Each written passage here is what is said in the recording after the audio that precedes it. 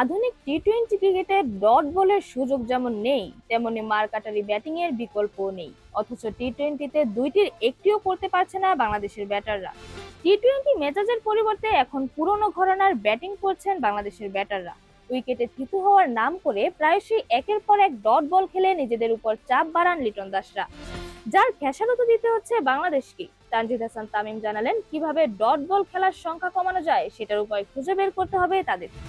One day কিংবা T twenty format যাই হোক না কেন, নিজেদের ব্যাটিং ইনিংস অর্ধেক বল ডট খেলাটা অভ্যাসে পরিণত করে ফেলেছে বাংলাদেশ।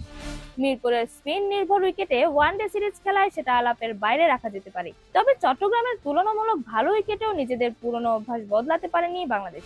প্রথম টি-টোয়েন্টিতে 120 বলের মধ্যে 48টি ডট বল খেলেছেন সাইফ হাসান তাওহিদ হৃদয়রা।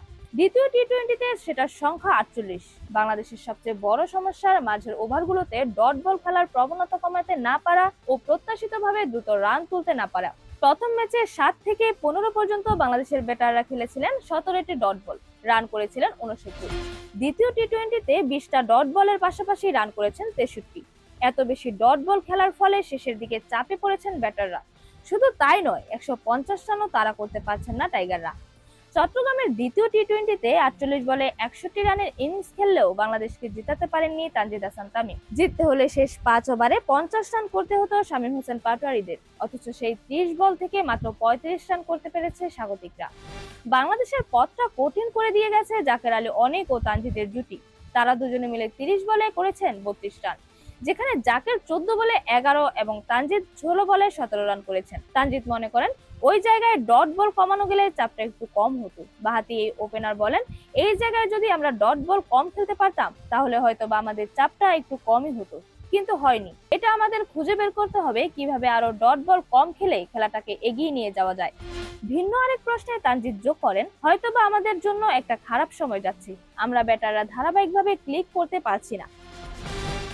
আমাদের খুঁজে বের করতে হবে আমরা কিভাবে ধারাবাহিক হতে পারি এবং মিডল ওভারগুলোতে কিভাবে আরো ডট বলের সংখ্যা কমিয়ে আরো স্ট্রাইক রোটেট করে খেলাটাকে বড় করতে পারি। আমাদের সবাইকে বসে এটা খুঁজে বের করতে হবে। সবশেষ কয়েক বছর ধরেই নিয়মিতভাবে ভালো করছেন বাংলাদেশের বোলাররা। প্রতিপক্ষকে অল্পতে আটকে দিলেও ব্যাটারদের ব্যর্থতায় বাংলাদেশকে হারতে হচ্ছে। দ্বিতীয় টি-টোয়েন্টিতে হারায় বোলারদের কাছে দুঃখ প্রকাশ করেছেন অধিনায়ক লিটন। তানজিদও মনে করেন বোলাররা যেভাবে দলকে লিড করছেন, ব্যাটারদেরও উচিত আরো ভালো করা। তানজিদ বলেন, আমাদের যে বোলিং ডিপার্টমেন্ট আছে সেটা বিশ্বমানের। আপনি যে উইকেটে দেখুন না কেন, তারা কিন্তু কমের মধ্যে বিপক্ষে দলকে আটকে দিচ্ছে। এখন সব দায়িত্ব আমাদের ব্যাটারদের। তারা যেভাবে দলের লিড করছে, তারা যেভাবে দলকে সামনের দিকে এগিয়ে নিয়ে যাচ্ছে, আমাদের ব্যাটারদের সবারই সমান দায়িত্ব আছে কিভাবে ব্যাটিং ইউনিট হিসেবে আমরা আরো ভালো করতে পারি। এইরকমই নতুন নতুন খেলার আপডেট পেতে অবশ্যই চ্যানেলটি সাবস্ক্রাইব করে রাখুন। ধন্যবাদ। Flavours news.